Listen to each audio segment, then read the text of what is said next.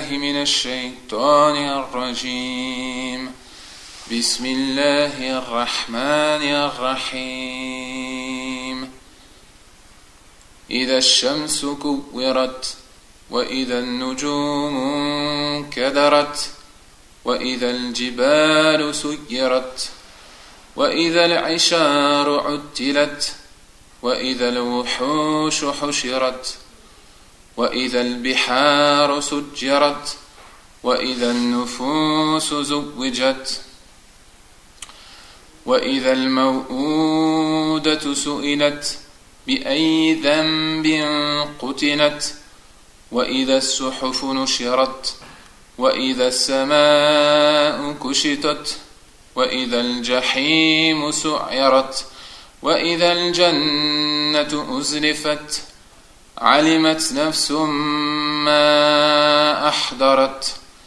فلا أقسم بالخنس الجوار الكنس والليل إذا عسعس والصبح إذا تنفس إنه لقول رسول كريم ذي قوة عند ذي العرش مكين مطاع ثم أمين وما صاحبكم بمجنون ولقد رآه بالأفق المبين وما هو على الغيب بضنين وما هو بقول شيطان رجيم فأين تذهبون إن هو إلا ذكر للعالمين لمن شاء منكم أن يستقيم وما تشاءون إلا أن يشاء الله رب العالمين. بسم الله الرحمن الرحيم. الحمد لله رب العالمين والصلاة والسلام على أشرف الأنبياء والمرسلين نبينا محمد وعلى آله وصحبه أجمعين أما بعد. Assalamu alaikum wa rahmatullah. Donc je me présente, je m'appelle Johan Ruch, je suis né le 18 mai 1977 à Annemasse, en Haute-Savoie, en France. Je suis le fils de Roger Ruch, né en 1940, en France aussi, et de Monique Ruch, née en 1947. Donc j'ai grandi dans le département de Haute-Savoie. J'ai grandi à la campagne avec donc mes parents et mes frères et sœurs. J'ai une grande sœur qui s'appelle Joëlle, qui a 10 ans de plus que moi.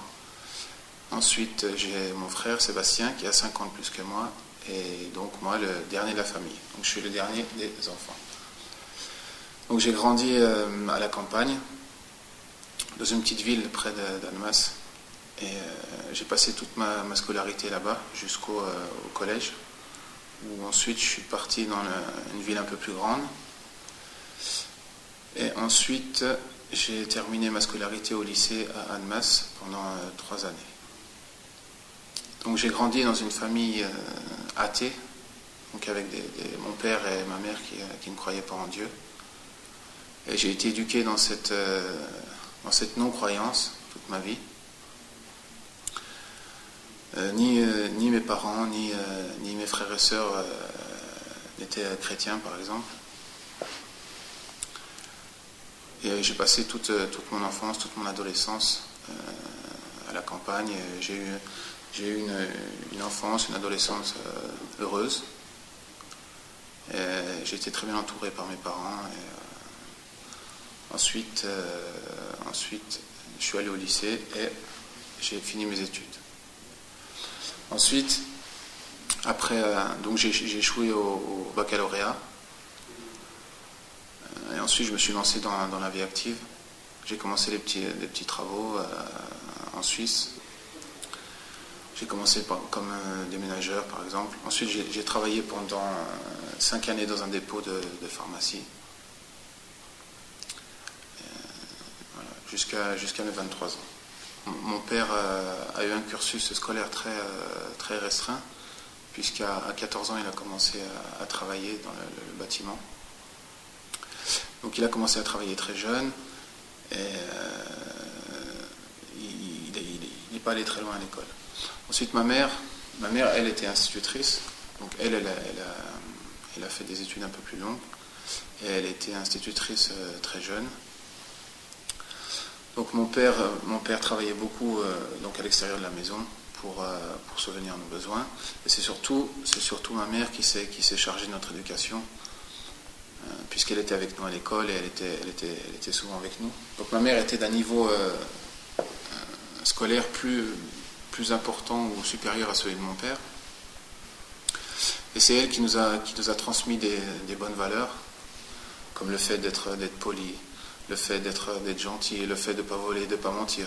Des valeurs universelles très importantes, et qui ont été facilitées par le fait que je grandisse à la campagne. Donc j'ai été préservé beaucoup de mauvaises choses. Et aussi je jouais au foot beaucoup, donc je faisais beaucoup de sport quand j'étais jeune, et ça m'a apporté un très bon équilibre. Et ça a joué un petit peu aussi sur ma scolarité, parce que j'ai vraiment voulu faire carrière dans le football, en tous les cas jusqu'à l'âge de 18 ans. Et c'est vrai que j'ai un peu délaissé mes études pour essayer de réussir dans le football. Et donc j'ai eu une adolescence assez tranquille, sans gros problèmes. Donc surtout le sport m'a beaucoup aidé, m'a beaucoup cadré, m'a empêché de faire beaucoup de fautes, d'erreurs qui étaient commises par les jeunes de mon âge. Voilà. Et ma mère a toujours été là pour nous aider, pour nous aiguiller, pour nous écouter, pour toujours essayer de nous amener vers ce qui était le meilleur pour nous. Et d'ailleurs, jusqu'à présent, elle garde vraiment d'excellentes qualités, un très bon comportement. Des choses qu'elle nous a transmises durant notre enfance. Donc le chemin qui m'a amené vers l'islam a été un chemin qui a pris 5 années. C'était un chemin qui a commencé lorsque je suis sorti du lycée à l'âge de 18 ans. Comme je l'ai rappelé précédemment, j'ai grandi à la campagne ici en France, donc j'ai peu côtoyé d'autres communautés, d'autres gens, comme par exemple les Maghrébins ou les Turcs. Et lorsque j'ai commencé à fréquenter ces personnes-là, j'ai d'abord aimé beaucoup de choses dans leur culture, des choses que nous, ici en France, on n'avait pas, comme par exemple le respect par rapport aux parents, ou le fait que la famille dans sa structure, le père qui va travailler, la mère qui reste au foyer, qui s'occupe des enfants, le respect par rapport aux parents, le fait de ne pas les insulter, un certain cadre que j'ai apprécié. Et en fait, tous les préjugés ou les mauvaises choses que j'avais entendues par rapport à ces communautés ont été balayés lorsque j'ai rencontré ces gens qui étaient différents de moi. Et de par ces rencontres, j'ai forcément entendu parler de l'islam. Donc, par exemple, des choses très simples comme la prière, le ramadan. Donc je me suis intéressé petit à petit à cette religion. Mais d'abord, c'est le côté culturel, et surtout des Maghrébins, parce que j'ai rencontré une famille maghrébine. Et c'est cette première chose qui m'a interpellé chez les musulmans. Une famille structurée, avec de l'ordre, avec du respect, des choses que nous, ici en Occident, malheureusement, on a perdu. Ensuite, après mes discussions avec mes amis, il me semblait évident que le dernier des prophètes, le dernier des messagers, sallam, était forcément le message de vérité. C'était pour moi quelque chose, à cette époque-là, c'était pour moi quelque chose de simple, très simple, quelque chose d'acquis. Que c'était ce message qui devait être suivi, puisque c'était le dernier. Donc j'avais ça dans mon cœur. C'était ancré dans mon cœur, c'était évident. Si à l'époque on m'aurait demandé quelle est pour toi la religion de vérité, j'aurais répondu c'est l'islam. Pour moi c'était évident. Donc ensuite, j'ai eu beaucoup d'amis d'origine turque ou maghrébine, et je les ai côtoyés de façon régulière. Et j'ai regardé comment ils vivaient dans leur famille, comment ils se comportaient. Et il y a beaucoup d'éléments que j'ai appréciés. Et beaucoup d'éléments que je ne retrouverai pas dans cette société dans laquelle j'ai grandi. Ensuite j'ai commencé à jeûner le mois de Ramadan. J'essayais 1 semaine, 15 jours, 3 jours. Ça dépendait des années. Et lorsque j'ai eu en 99, donc lorsque j'avais 22 ans, le mois de Ramadan arrivant, il fallait vraiment, il y a quelque chose qui me poussait vraiment. À l'époque, je ne comprenais pas ce que c'était. Mais il fallait que le Ramadan qui allait venir, il fallait que je jeûne. C'était impossible pour moi de ne pas pouvoir jeûner ce mois de Ramadan. Et là, je dois dire que c'était vraiment le déclic dans ma conversion. Et c'est ce qui m'a vraiment fait avancer. Donc, le mois de Ramadan 1999, alors que j'étais pas musulman, j'ai jeûné ce mois en entier. Je me souviens, j'avais demandé à un ami qui était d'origine turque.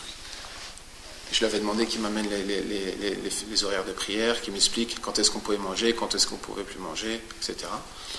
Donc j'ai jeûné ce mois complètement. Et là, ça a vraiment été le point de départ de ma conversion. Ça a vraiment été le début de la foi dans mon cœur.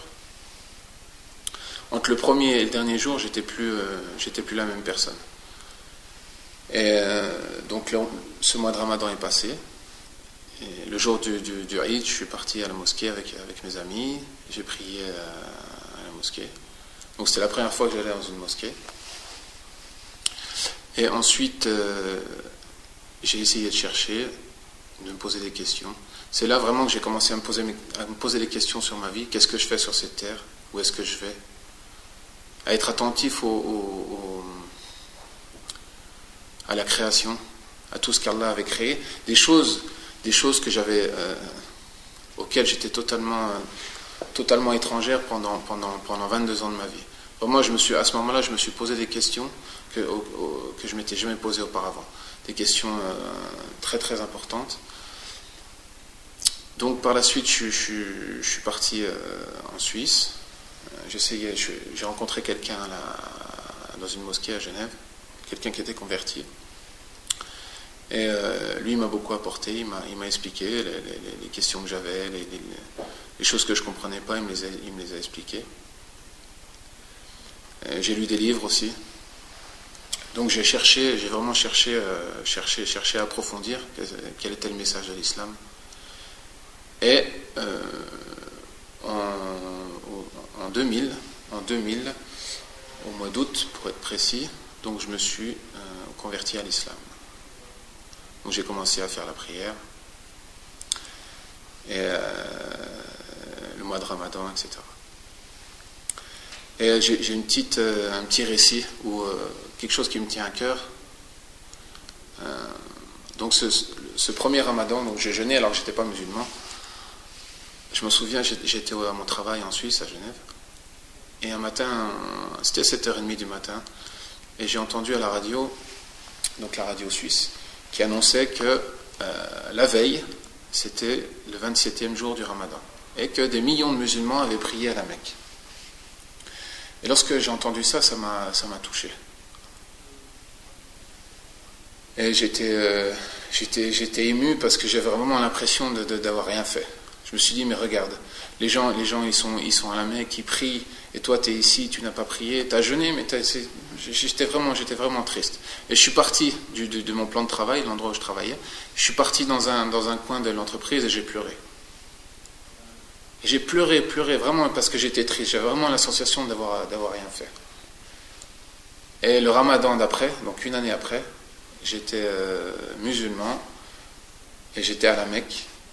Je suis parti faire la Umrah. Et voilà, j'étais très bien, je suis resté 15 jours là-bas. Donc en peu de temps, donc Allah m'a permis m'a ouvert mon cœur pour cette religion et m'a facilité beaucoup de choses. Donc vraiment, cette période-là, 1999-2000, c'était vraiment la période charnière qui m'a permis de découvrir cette vérité. Lorsque je me suis converti, le premier sentiment que j'ai eu, c'était quelque chose de naturel, c'était normal. J'avais enfin trouvé ce que je voulais être depuis que j'étais sur Terre. Pour moi, l'islam m'allait comme un gant, comme on dit, c'était comme une seconde peau, c'était vraiment naturel, je n'avais pas à forcer les choses. Donc l'islam était quelque chose de naturel, de normal, comme si j'avais toujours été musulman. Et l'autre chose, c'est que tout changeait finalement. Puisque mon rapport au monde n'était plus le même, en fait tout change. Tout change parce qu'on voit, ça y est, on a trouvé la vérité, on sait où on chemine, on sait où on va. Donc c'est ça qui change. L'aspect extérieur, j'étais toujours la même personne. J'ai toujours travaillé dans la même entreprise. J'ai rencontré aucune difficulté dans mes premières années de conversion. Que ce soit à mon travail, je pouvais prier à mon travail, je pouvais faire la prière du vendredi. Dans ma famille, ça se passait bien. Il y a eu des petits accrochages au début. Mais par la suite, ma mère a toujours eu confiance en moi. Elle savait qu'il n'y allait pas avoir de problème. Donc d'un côté, un aspect finalement extérieur qui ne change pas, puisque j'ai toujours le même travail, ça ne m'a posé aucun problème pour ma vie au travail ou dans ma famille. Et de l'autre côté, finalement, tout qui change, puisque on passe de l'ignorance, du refus de la croyance vers cette vérité, le fait de croire en un Dieu unique, et d'appliquer ses commandements. Quand j'ai annoncé à mes parents, ce que je l'ai dit à mes parents d'abord, quand je me suis converti à l'islam, finalement, mon père et ma mère ont une réaction très différente. Mon père, je ne lui ai pas dit, j'ai attendu quelques mois avant de le dire quand même. Donc j'avais fait ma conversion, je priais déjà depuis quelques mois. Et puisque lui n'abordait jamais le sujet. Donc il ne me posait aucune question, jamais il me parlait de ça. Donc un jour, je suis allé le voir et au cours d'une discussion, on était en train de parler de ma voiture, ou je sais pas. Je dis, écoute papa, il faut que je te dise quelque chose d'extrêmement important pour moi. Je me suis converti à l'islam. Donc tout de suite, il est revenu à la discussion d'avant, donc ma voiture, il a fait comme si je n'avais rien dit, et il a eu cette attitude pendant 2 années. Et avec ma mère, ça a été différent, puisque dès que j'ai commencé à aller à la mosquée, je me souviens, je l'avais invitée au restaurant, et je lui avais dit, voilà maman, je commence à aller à la mosquée, ça m'intéresse, j'ai rencontré telle ou telle personne, on m'a appris ça, etc. Je suis dans un cheminement, je me pose beaucoup de questions sur ma vie. Et ma mère a toujours été à mes côtés, et elle m'a toujours posé des questions, qu'est-ce que tu fais, pourquoi ci, pourquoi ça. Puisque j'étais bien dans ma vie, j'avais pas de problème. Donc ça l'a pas inquiété. Et par la suite, c'est là que certains problèmes ont commencé, puisque en 2002, donc ça faisait 2 ans que j'étais converti, je suis parti étudier en Arabie Saoudite. Donc j'ai étudié dans un institut de langue à l'université de Médine. Et là, mon père, quand lui a appris ça, il a vraiment été furieux, vraiment en colère contre moi, au point de quasiment de me renier, quoi. Il me dit vraiment, il comprenait pas mon cheminement. Quant à ma mère ou à ma mère et ma sœur étaient très très inquiètes. Et elle ne comprenait pas aussi, elle se posait beaucoup de questions. C'était une période assez difficile pour moi. J'ai trouvé un appui finalement dans ma famille auprès de mon frère. Donc lui m'écoutait, il comprenait ce que je faisais, et lui il était rassuré. Donc ensuite je suis resté 3 années à Médine.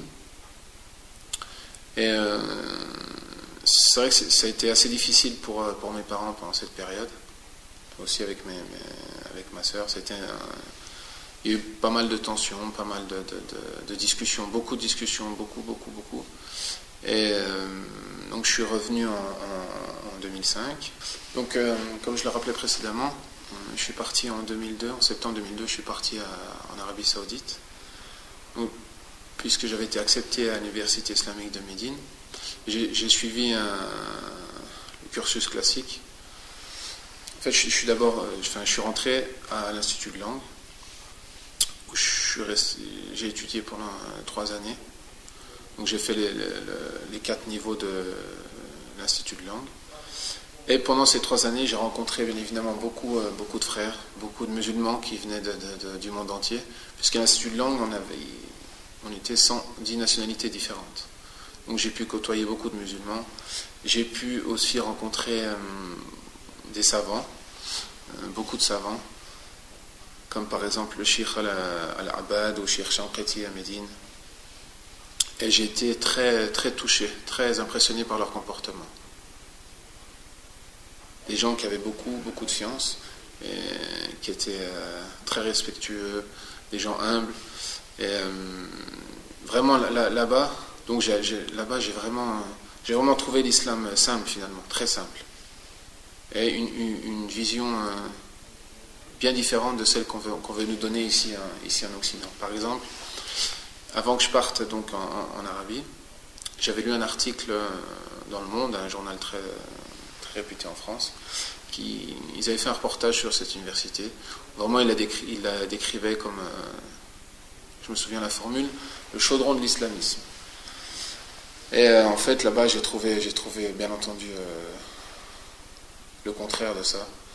J'ai rencontré beaucoup de musulmans. Ce qui m'a touché, c'est la simplicité des musulmans, leur comportement, et la science, et toute la science qui se trouve à Médine. Donc c'est ça qui m'a beaucoup touché. J'ai commencé à aller à la mosquée à Genève, donc en Suisse. Et là-bas, j'ai rencontré une personne qui était convertie depuis de nombreuses années et qui m'a très bien expliqué l'islam.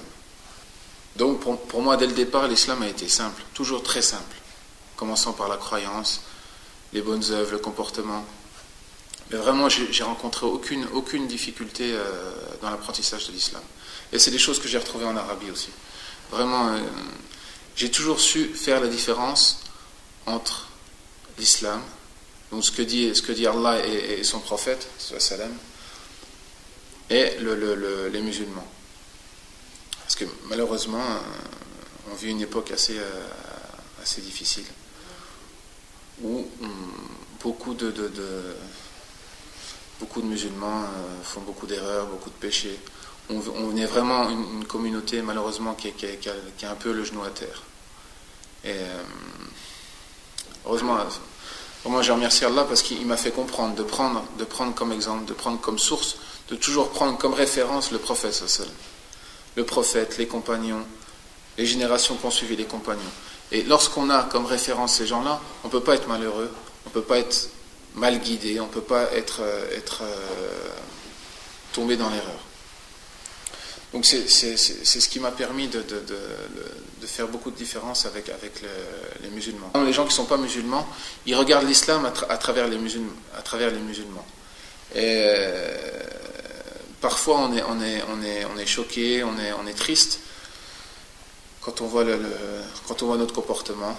Par exemple, quelque chose de simple, si vous venez en France, dans n'importe quelle prison, vous allez voir que 90% des occupants de cette prison sont les enfants des musulmans.